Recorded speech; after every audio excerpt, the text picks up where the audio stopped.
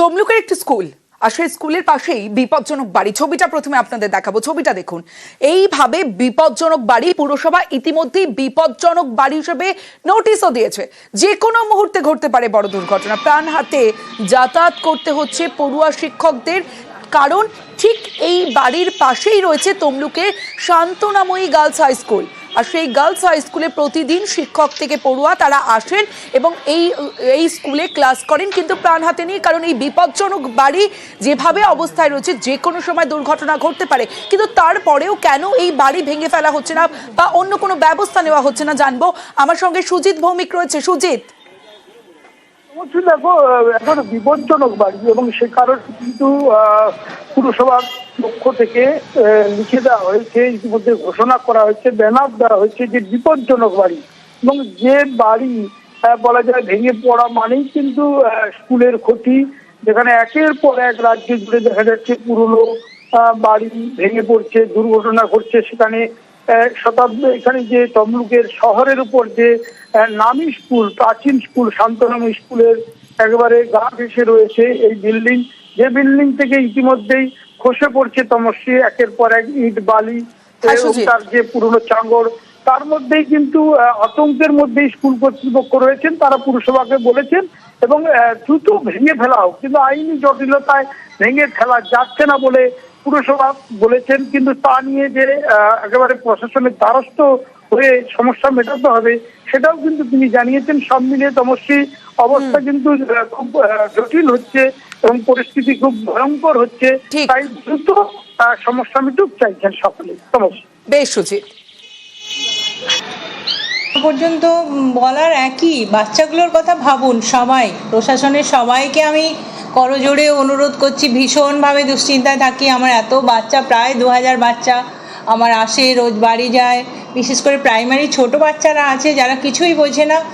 সাধারণ মানুষের যেমন জীবন সংশয় রয়েছে, সংকট রয়েছে, ভয় রয়েছে, আমার নিরীহ বাচ্চাগুলো, তারা ছোট বাচ্চা, তাদের জন্য ভয়টা আরও বেশি। কাদেরকে জানানো হয়েছে? আমি চেয়ারম্যান স্যারকে জানিয়েছি, চিঠি। আমরা ইতিমধ্যে ওখানে দুটো ফ্লেক্স আমরা টাঙিয়ে দিয়েছিলাম, কন্ডেমড বিল্ডিং, পরিত্যক্ত বাড়ি বলে। তারপরেও ওরা কোনোভাবেই বাড়ি থেকে বেরোতে চাইছেন না, যার ফলে আমরা আইসিকেও চিঠি করেছি, কিন্তু ওরা বলছে যে বিচারাধীন বিষয়ে ওরা কোর্টের কাগজপত্র সাবমিট করছে আমাদের কাছে।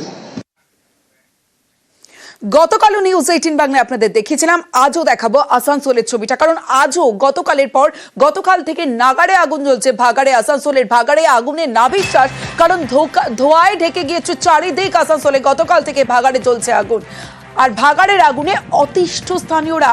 আর এই প্রথম নয়, এর আগেও এই যে ভাগাড়, সেই ভাগাড়ে আগুনের ঘটনা ঘটে, আর বারবার একই ঘটনা ঘটাতে অতিষ্ঠ স্থানীয়রা। কিন্তু তার থেকে মুক্তি কিভাবে জানাবে, আমার সঙ্গে রয়েছে আমার প্রতিনিধি দীপক শর্মা রয়েছে। দীপক, দেখো, একেবারে গতকাল সকালে আগুন দেখা যায় এবং তারপর আগুন একেবারে থামেনি। ভাগাড়ের বিভিন্ন এলাকায় নতুন করে আগুন ছড়িয়ে পড়েছে, তাতেই একেবারে হিমশিম খাচ্ছে ভাগাড়ের আশেপাশে বাসিন্দারা।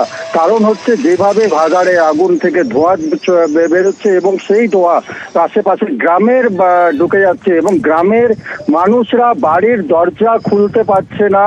বয়স্ক থেকে ছোট বাচ্চাদের নিঃশ্বাস নিতে কষ্ট হচ্ছে, সমস্যা হচ্ছে এই ধোঁয়াতে।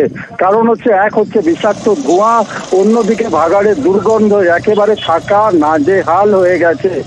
গতকাল আমরা দেখেছিলাম কি ভাগাড়ের দমকল বাহিনী আগুন নিয়ন্ত্রণ কিছুটাও এনেছিল, কিন্তু রাত্রে আবার নতুন করে আগুন ছড়িয়ে পড়েছে এবং সকালের থেকে সেই আগুন পরিমাণ কিন্তু যত বেলা বাড়ছে তত কিন্তু আগুন ছড়িয়ে যাচ্ছে ভাগাড়ের অংশতে। একদিকে 19 নম্বর জাতীয় সড়কে কখনো এই ধোঁয়া চলে আসছে, যার ফলে যান চলাচল ব্যাহত হচ্ছে, অন্যদিকে কখনো গ্রামে গেলে গ্রামের মানুষের সমস্যা হচ্ছে। আর মানুষের ভয় আর আতঙ্ক মূলত 2007-এর ঘটনা মনে পড়িয়ে দিচ্ছে। যেভাবে হাওড়াতে ভাগাড়ে বিস্ফোরণের ঘটনা ঘটেছিল, সেইভাবে কিন্তু 2007-এও ঠিক একইভাবে আসানসোলেও বিস্ফোরণের ঘটনা ঘটেছিল, যার ফলে ক্ষতিগ্রস্ত হয়েছিল জাতীয় সড়ক। তাতেই নতুন করে আতঙ্ক, নতুন করে বাধা বেড়ে গেছে। এরপরে কি ব্যবস্থা নেওয়া হয় অবশ্যই আমাদের নজর থাকবে। এবার একটা ছবি দেখাবো আপনাদের, বাগনানের ছবি, জঞ্জাল যন্ত্রণা। দেখুন, ছবিটা দেখলেই বুঝতে পারবেন 2 নম্বর গ্রাম পঞ্চায়েত এলাকায় রীতিমতো নাভিশ্বাস। তবে জানি নাকি 2023-এ তৈরি হয়েছিল বর্জ্য নিষ্কাশন কেন্দ্র, তৈরিই হয়েছিল, কিন্তু এখনো অকেজো বর্জ্য নিষ্কাশন কেন্দ্র।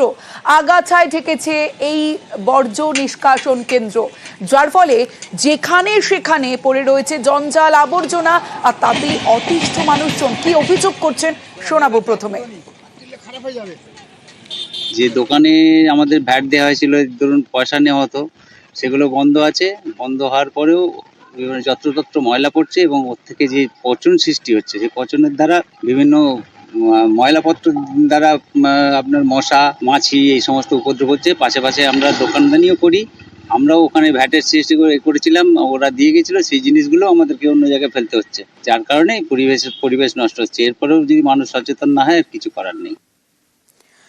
সন্তু মালিক রয়েছে আমার সঙ্গে, কথা বলবো সন্তুর সঙ্গে। সন্তু, 2023-এ যে বর্জ্য নিষ্কাশন কেন্দ্র তৈরি হলো, তা আজও কেন চালু হলো না? যদি চালু হতো তাহলে তো আজ এই খবর আমাদের সম্প্রচার করতে হতো না। 2023 সালে কিন্তু বাগনানের চন্দ্রপুর এলাকায় বাগনান 2 নম্বর গ্রাম পঞ্চায়েত, সেখানে কিন্তু এই বর্জ্য নিষ্কাশন কেন্দ্রটি তৈরি হয়। অভিযোগ সেটা কিছুদিন যাবৎ কিন্তু ওই পঞ্চায়েত এলাকা থেকে বাড়ি বাড়ি নোংরা তোলা কাজ শুরু হয়েছিল। তারপরে যেটা জানা যাচ্ছে, আর্থিক সংকট, বিডিও যেটা দাবি করেছে গ্রাম পঞ্চায়েতে কিন্তু আর্থিক সংকট আছে, সেরকম ভাবে ফান্ড নেই, সেই কারণেই কিন্তু বাড়ি বাড়ি থেকে ময়লা আবর্জনা তোলা যাচ্ছে না। ফলে স্থানীয় বাসিন্দারা কার্যত বাধ্য হই কিন্তু রাস্তার বিভিন্ন জায়গায় সেখানে কিন্তু ময়লা ফেলছে, ফলে এলাকায় একটা দূষণ তৈরি হয়েছে, সেখানে মশা মাছি থেকে শুরু করে দুর্গন্ধ ছড়াচ্ছে। তবে স্থানীয়রা যেটা দাবি করছেন যে এই পঞ্চায়েত যদি বাড়ি বাড়ি থেকে টাকা নিয়ে এই বর্জ্য নিষ্কাশন কিন্তু চালু হয়, তাতেও তাদের আপত্তি নেই, তবে এটা বন্ধ হওয়া দরকার আছে। তবে বাংলার 1 নম্বরের ভিডিও তিনি কিন্তু জানিয়েছেন পুরো বিষয়টি তিনি খতিয়ে দেখবেন এবং দ্রুত যাতে চালু করা যায় তার ব্যবস্থা নেবেন। বেশ,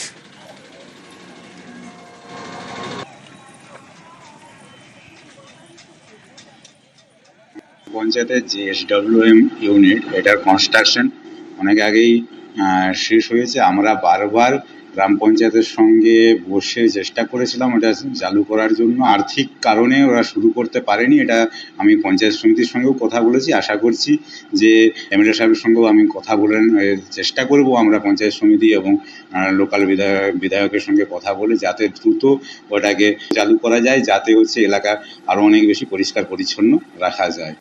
বেসুরো কুমার গ্রামের পদ্ম বিধায়ক বিজেপির সব পদ থেকে অব্যাহতির ঘোষণা, সোশ্যাল মিডিয়ায় পোস্ট দিয়ে ঘোষণা বিধায়ক কুমার গ্রামের বিজেপি বিধায়ক মনোজ কুমার ওরাও। আরো একবার আপনাদের জানিয়ে রাখবো, বেসুরো কুমার গ্রামের পদ্ম বিধায়ক বিজেপির সব পদ থেকে অব্যাহতির ঘোষণা, সোশ্যাল মিডিয়ায় পোস্ট দিয়ে ঘোষণা বিধায়কের। কুমার গ্রামের বিজেপি বিধায়ক মনোজ কুমার ওরাও।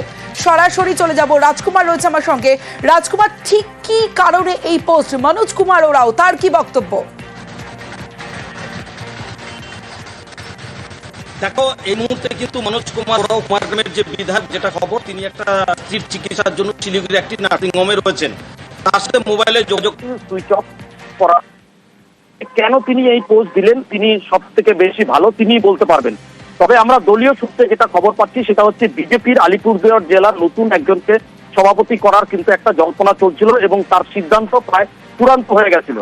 আজ অথবা কাল কিন্তু সেই নতুন সভাপতির নাম ঘোষণা করার কথা।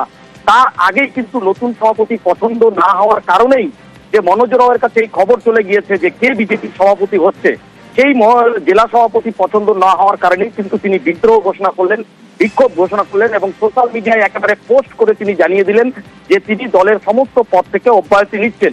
যদিও তিনি জানিয়েছেন যে তিনি দলে থাকবেন এবং দলীয় কর্মী হিসেবে তিনি থাকবেন। বেশ,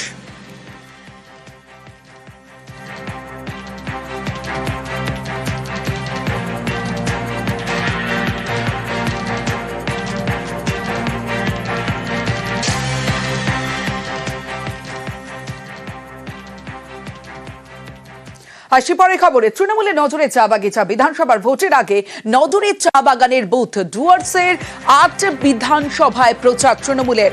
তৃণমূলের নজরে চা বাগিচা। 26 বিধানসভা ভোট আর কয়েক মাস, আর এক বছরও নয়, সময় নেই বিধানসভা ভোট। আর বিধানসভা ভোটের আগে নজরে চা বাগানের বুথ। ডুয়ার্সে 8 বিধানসভায় প্রচার তৃণমূলের। চা শ্রমিকদের পিএফ বঞ্চনাকে হাতিয়ার তৃণমূলের।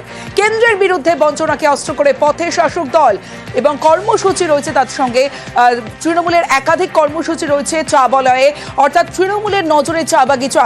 বিধানসভার ভোটের আগে নজরে চা বাগানের বুথ। আরো বিস্তারিত বলবে আবির ঘোষাল রয়েছে আমার সঙ্গে। আবির, দেখো, প্রথমত হচ্ছে যে ডুয়ার্সের এলাকার যে চা বাগানগুলি রয়েছে তার মধ্যে 8টি বিধানসভা এলাকা এর মধ্যে সব থেকে বেশি রয়েছে। তো এই 8টি বিধানসভা এলাকার মধ্যে 2021-এর বিধানসভা নির্বাচনে দেখতে পাওয়া গিয়েছিল একমাত্র মাল বিধানসভা কেন্দ্র তৃণমূল কংগ্রেস জয়লাভ করেছিল, বাকি 7টাতেই হচ্ছে বিজেপি জয়লাভ করে। পরবর্তী সময় উপনির্বাচনের ক্ষেত্রে ধূপগুড়ি এবং মাদারিহাটের বিধানসভা নির্বাচন তৃণমূল কংগ্রেস জিতে নেয়। তবুও বহু ক্ষেত্রে দেখতে পাওয়া গিয়েছে যে এই চা বাগানের বুথগুলিতে তৃণমূল কংগ্রেসের যে সাংগঠনিক দিক থেকে এখন থেকে আরো অনেক শক্তিশালী অবস্থা তৈরি করতে হবে। এই বুথগুলিকে সংগঠনে শক্তিশালী করার জন্য বিশেষ স্লোগান নিয়ে তৃণমূল কংগ্রেসের তরফ থেকে মিছিলের আয়োজন। এই পদযাত্রা যেটা নাম দেওয়া হয়েছে সেখানে তারা উল্লেখ করেছেন মোদির কথা বনাম মমতার কাজ।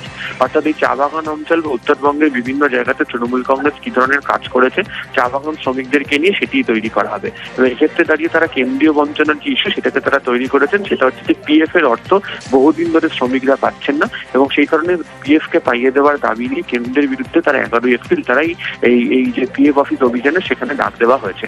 এবং এই পদযাত্রার ক্ষেত্রে যেটা দেখতে পাওয়া যাচ্ছে সেটা হচ্ছে 8ই এপ্রিল তারা শুরু করবেন। 10ই এপ্রিল রাত্রিবেলা গয়ের কাটাতে আলিপুরদুয়ারের সংকোচ থেকে বিভিন্ন চা বাগান ঘুরে যে পদযাত্রা করে আসবে।